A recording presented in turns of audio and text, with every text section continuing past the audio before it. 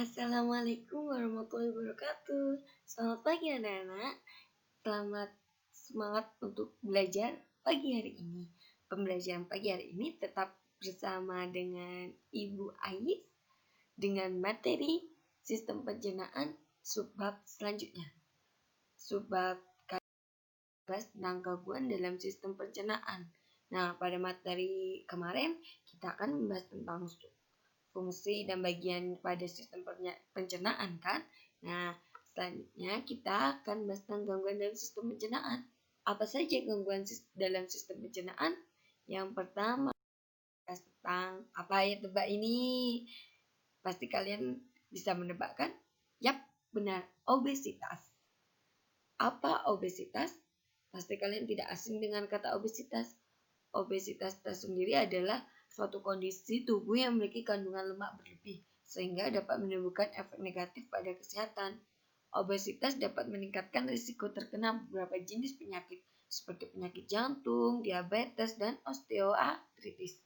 Nah, obesitas itu umumnya disebabkan karena konsumsi makanan yang berlebih dan kurangnya aktivitas tubuh. Namun demikian, obesitas juga dapat disebabkan oleh keturunan melalui pewarisan gen atau akibat konsumsi obat tertentu.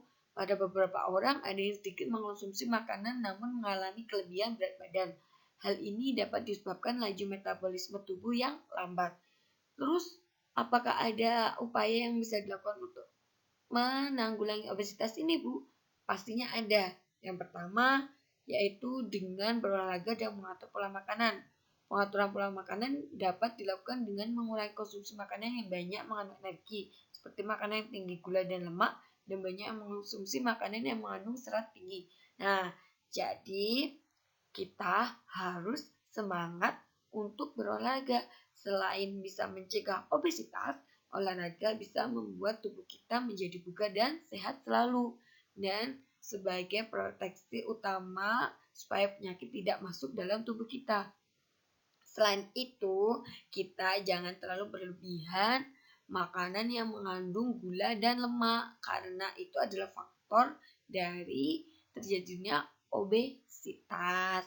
Nah, selain itu, kita juga harus menghitung berapa jumlah kalori pada makanan yang diperlukan oleh tubuh kita. Nah, pada materi pertama kan kita membahas tentang nutrisi, di mana dalam nutrisi itu ada yang namanya penghitungan kalori. Nah, penghitungan kalori itu adalah salah satu yang bisa digunakan untuk mencegah yang namanya obesitas.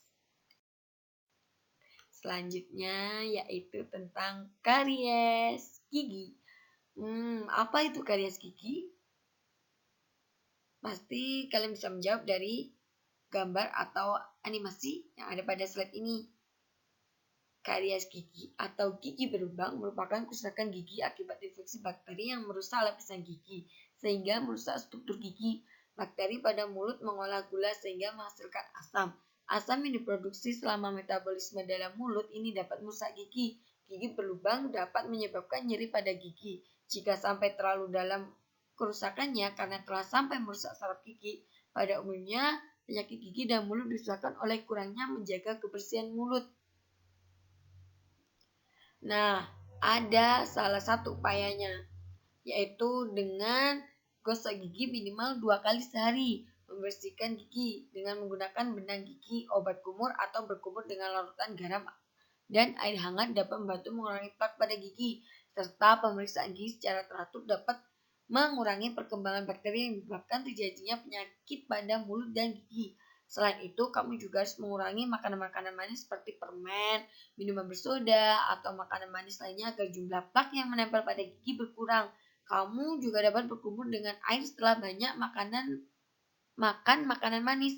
Perbanyak minum air putih juga dapat mengurangi plak yang menempel pada gigi.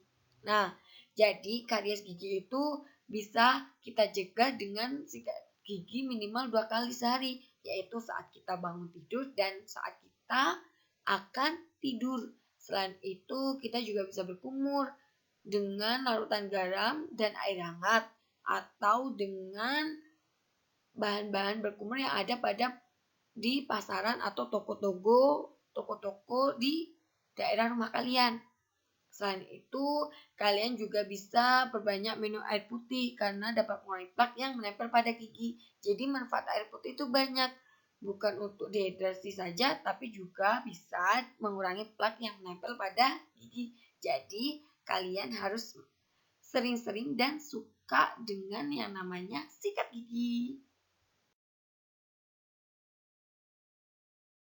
Atau gastritis.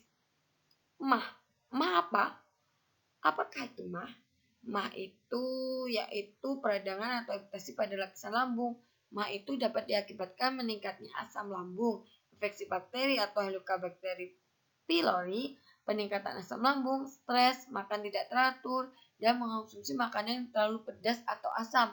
Mah dapat dicegah dengan cara makan teratur, makan secukupnya, cuci tangan sebelum makan, menghindari makanan yang memicu produksi asam lambung yang berlebihan, seperti makanan asam, makan pedas, dan kopi. Selain itu, menghindari stres yang berlebihan juga dapat membantu mencegah sakit mah. Apabila mah disebabkan adanya infeksi bakteri Helicobacter pylori, dapat diobati dengan mengonsumsi obat antibiotik seperti amoxicillin dan tetracycline. Namun, tentu harus dengan resep dari dokter. Jadi, jangan pernah kalian meninggalkan yang namanya sarapan, makan siang, ataupun makan malam. Kenapa? Jika kalian tidak teratur dalam makan, kalian akan terkena penyakit yang namanya mah atau gastritis. Nah, jika kalian sudah terkena mah atau gastritis, kalian bisa mencegahnya dengan minum atau mengonsumsi obat antibiotik yang ada di pasaran atau toko-toko obat di daerah rumah kalian seperti amoxicillin dan tetracycline. Selain itu, kalian juga bisa mencegah dengan tidak terlalu makan dengan makanan asam, pedas, dan kopi. Terus, kalian juga tidak boleh stres, harus cuci tangan sebelum makan. Jadi, kalian harus teratur dalam makan dan mengonsumsi makanan yang tidak terlalu berlebihan, terutama pada makan asam dan makanan pedas. Selanjutnya, hepatitis. Hepatitis merupakan penyakit peradangan pada hati. Orang yang terkena hepatitis ringan memiliki gejala seperti orang terkena flu, sakit otot, dan bersendian, demam, diare, dan sakit kepala. Penderita hepatitis akut dapat mengalami jaundice atau menguningnya kulit dan mata, membesarnya hati, dan membesarnya limfa. Hepatitis apabila tidak segera ditangani dapat memicu fibrosis atau kerusakan pada hati, dan sirosis atau gagal hati kronis. Sirosis dapat meningkatkan risiko berkembangnya kanker hati. Virus hepatitis B merupakan penyebab utama penyakit hepatitis. Selain virus hepatitis B, penyakit hepatitis juga dapat disebabkan oleh bakteri, jamur, protozoa, racun seperti alkohol, dan penggunaan obat secara terus-menerus seperti paracetamol. Nah, jadi penyakit hepatitis itu gejalanya seperti penyakit pada umumnya seperti flu, yaitu sakit otot, persendian, demam, diare, dan sakit kepala. Tetapi, kalau kalian terus mengabaikannya dan tidak cepat diobati, hepatitis itu bisa semakin berbahaya, yaitu kalian bisa terkena yang namanya kerusakan pada hati atau memicu fibrosis dan sirosis atau gagal hati kronis. Bahkan, itu bisa memicu penyakit yang namanya kanker hati. Nah, jadi kalian harus terus waspada dan harus terus berobat jika kalian terkena gejala seperti flu, sakit otot dan persendian, demam, diare, dan sakit kepala. Selain itu, penyakit hepatitis itu juga bisa dikenali dengan yang namanya menguningnya kuning dan mata. Jadi, jika seorang kulit dan matanya berwarna kuning, itu bisa diprediksi orang tersebut terkena penyakit hepatitis.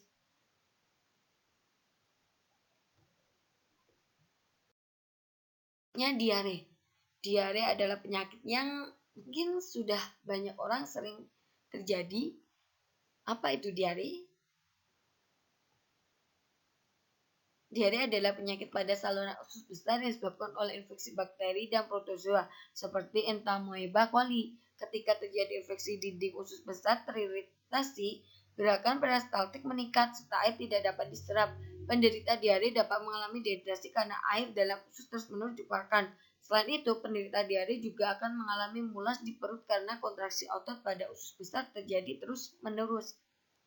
Nah, apa yang harus kita lakukan saat kita terkena diare? Yaitu dengan menjaga kebersihan makanan yang kamu makan, karena makanan yang kurang higienis biasanya mengandung bakteri yang dapat menyebabkan diare. Cucilah tangan sebelum makan, minum air yang dimasak atau air kemasan yang higienis, dan jagalah kebersihan diri dan lingkungan. Apabila terkena diare, penanganan yang dilakukan adalah dengan minum Oralit larutan gula dan garam untuk mengganti cairan yang banyak keluar saat diare, atau dapat juga minum obat diare. Obat diare biasanya memiliki fungsi utama membantu proses pemadatan feses, bukan menghentikan diare. Apabila sakit diare belum teratasi, segeralah memeriksakan diri ke dokter. Jadi, cuci tangan adalah faktor yang penting sebelum kita melaksanakan semua kegiatan, terutama pada saat makan. Kenapa? Bakteri yang ada pada tangan itu adalah bakteri yang sangat banyak dan bakteri yang tidak terlihat. Jadi, kalau kita tidak cuci tangan, bakteri masuk pada tubuh kita bisa terkena beberapa penyakit termasuk diare. Jadi, cuci tangan terlebih dahulu sebelum kita melakukan sesuatu ataupun makan. Nah, jika kita sudah terkena diare, apa yang harus kita lakukan, Bu? Kita bisa minum Oralit, yaitu larutan gula dan garam. Selain itu juga kita bisa minum obat diare yang ada di toko ataupun apotek di sekitar rumah kalian. Nah, jika diare yang kita alami tidak terus membaik, kita dianjurkan harus periksa diri ke dokter. Ingat, harus cuci tangan dan makan makanan yang higienis.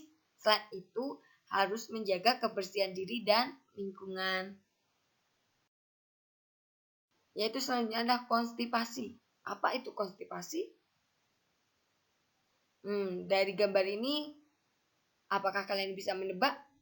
Oke, kita akan menjawab pertanyaan tentang konstipasi. Konstipasi merupakan kondisi feses keras atau kering sehingga sulit dikeluarkan. Penyebab konstipasi adalah kurangnya asupan makanan berserat dan kurang minum. Ketika feses tidak dikeluarkan secara teratur, air yang terkandung di dalamnya akan terserap sehingga menyebabkan feses keras atau kering sehingga sulit dikeluarkan. Jadi, kalian tahu apa itu konstipasi? Nah, konstipasi itu biasa kita sebut dengan, yaitu kita tidak bisa BAB. Nah, saat kita sulit BAB, itu yang namanya dengan konstipasi. Nah, upaya apa yang dapat dilakukan jika kita terkena konstipasi? Yaitu tidak sering menahan buang air besar, makan makanan yang besar seperti sayur dan buah-buahan, hindari mengonsumsi makanan yang tinggi lemak dan gula seperti makanan manis, keju, makanan olahan, karena makanan tersebut dapat menimbulkan konstipasi. Minuman cukup banyak air, banyak minum dan makan makanan berserat akan membantu pergerakan feses dan membantu feses lebih lunak sehingga dapat menghindari konstipasi. Selain itu, peningkatan aktivitas fisik juga membantu mengatasi konstipasi. Jadi, dalam penyakit konstipasi ini banyak sekali upaya yang kita lakukan, yaitu sering makanan yang besar seperti sayur dan buah-buahan, lalu tidak terlalu banyak makanan yang mengandung tinggi lemak dan gula. Selain itu, kita juga harus cukup banyak minum air. Air itu adalah suatu hal yang punya fungsi banyak. Apa saja tadi? Yang pertama, untuk mengurangi plak pada gigi, yaitu untuk konstipasi. Selain itu, untuk dehidrasi. Jadi, lebih sering makan makanan yang berserat dan juga banyak minum air. Selain itu, kurangi makanan yang tinggi lemak dan gula supaya BAB kita lancar dan tidak terjadi yang namanya konstipasi. Selanjutnya, gejala kekurangan vitamin. Apa aja itu? Kekurangan vitamin pada tubuh disebut dengan avitaminosis. Pada tabel berikut akan dipaparkan beberapa gejala kekurangan vitamin pada tubuh. Jika kita kekurangan vitamin A, maka kita akan mengalami penglihatan kabur, kerusakan hati dan tulang, dan juga rambut rontok.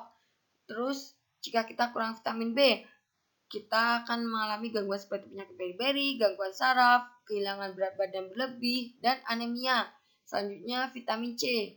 Kita bisa mengalami skorbut atau degenerasi kulit, gigi, pembuluh darah, sariawan, lemas, luka yang lambat sembuh, dan gangguan kekebalan tubuh. Dan vitamin D, yaitu kita bisa terkena riket atau cacat tulang pada anak-anak, pelunakan tulang pada orang dewasa, kerusakan otak, kardiovaskular, dan ginjal, yaitu vitamin E. Vitamin E itu jika kita kekurangan, maka kita akan mengalami degenerasi sistem saraf. Selanjutnya vitamin K. Vitamin K yang terjadi jika kita kekurangan, maka kita akan terkena kelainan penggumpalan darah, kerusakan hati, dan anemia. Jadi, vitamin itu perlu untuk tubuh kita, walaupun vitamin itu tidak terlalu penting dalam sistem pencernaan, tapi vitamin itu bisa membantu kita dalam sistem pencernaan yang terjadi pada tubuh. Jika kita kekurangan vitamin, kita akan mengalami beberapa gangguan seperti saat kita kurang vitamin C, kita mengalami sariawan, terus luka yang lambat sembuh. Nah, gejala kekurangan mineral. Dari animasi tersebut, apakah kalian bisa menebak apa saja yang terjadi jika kita merasakan kekurangan mineral?